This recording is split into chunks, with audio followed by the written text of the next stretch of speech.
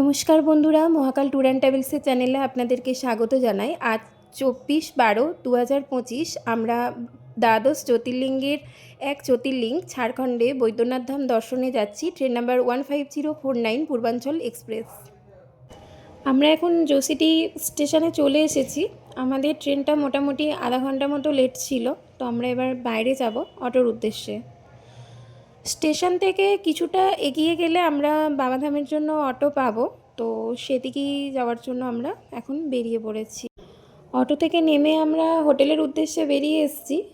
এখানে একটা হোটেল পেয়েছি, সাই বাবা কি ধাবা। এখানে আপনারা ফুডিং লজিং দুটোই পাবেন। সবচেয়ে বড় সুবিধা হচ্ছে এখানে যে লাইনটা শুরু হয় না, সেটাই হোটেল থেকে ভীষণ কাছে।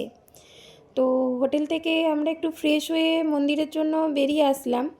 আপনারা যদি এক রাত্রি দুদিনের জন্য এরকম ট্যুর প্রোগ্রাম করতে চান, তাহলে এইভাবে বা এই প্ল্যানটা দেখে বেরিয়ে আসতে পারেন।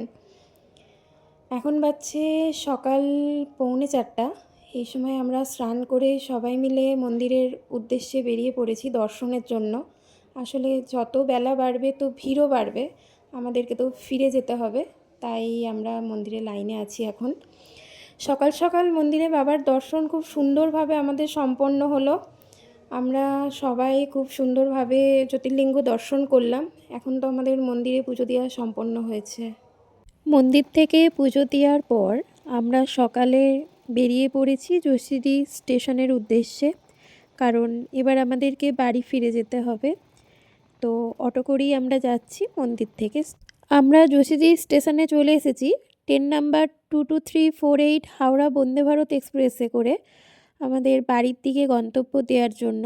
তো আমাদের এই এক রাত্রি দুদিনের বৈদ্যনাথ ধাম দর্শন সম্পূর্ণ হলো।